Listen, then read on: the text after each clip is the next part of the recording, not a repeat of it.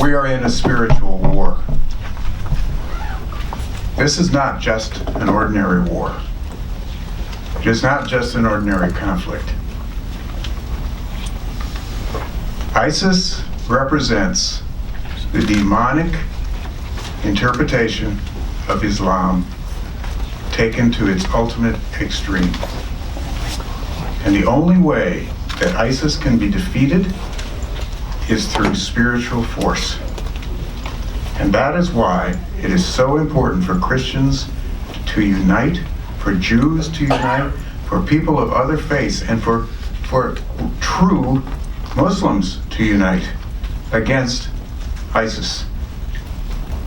ISIS is like communism. That is why it is so attractive to young people, because it promises a utopia that is somehow from the past. What it reminds me of, having worked on the Cambodian tribunal, having written its rules, is the Khmer Rouge, who also wanted to create a utopia that was based on the 11th century.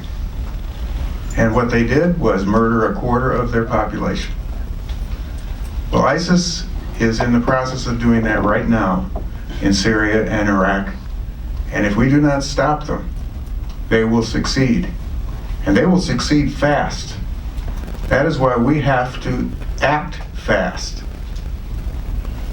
There are two things we have to do immediately. First of all, we have to galvanize NATO to take resolute action to really stop ISIS in every way, diplomatically, militarily, and in every other possible way. And we have to stop it through force. I'm sorry to say it, but I believe this satisfies every one of Thomas Aquinas' definitions of a just war.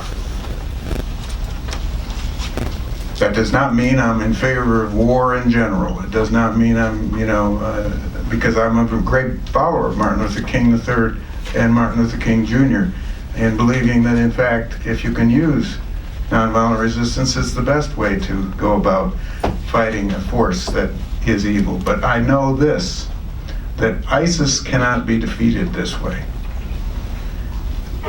The second thing that we have to do is we have to somehow undermine their ideology. And that is why Professor Destro's suggestion that these people should be put on trial is so important.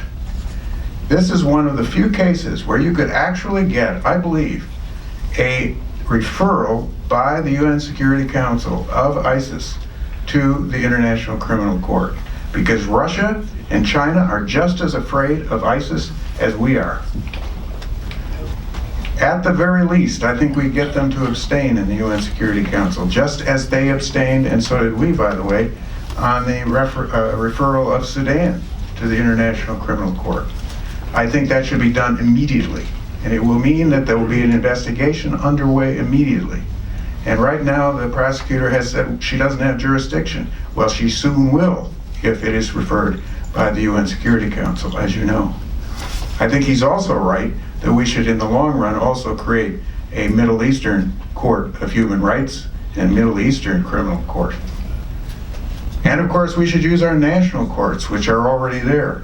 I think that the congressman already suggested that because these people have murdered at least 4 Americans, they'd actually be triable here in the U.S. courts if we could capture them. So those are legal ways to undermine their ideology. But I think we also have to face the fact that we as a people need to use the G word. This, folks, is genocide.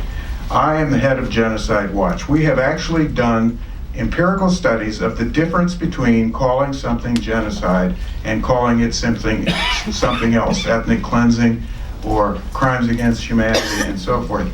The results of those empirical studies are that you get 4 times as much chance of forceful action to stop it if you call it with the G word, if you call it genocide. Genocide is a powerful word, and we should be using it.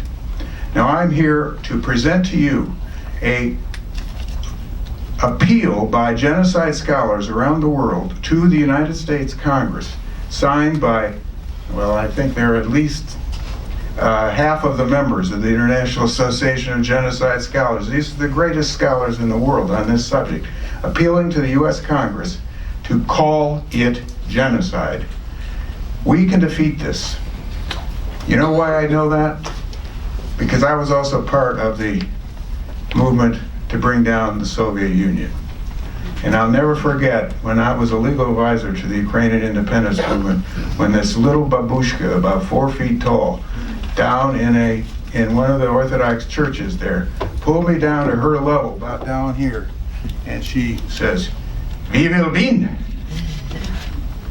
And I didn't understand at the first, and then she said, again, she said, "We will win because it is God's work."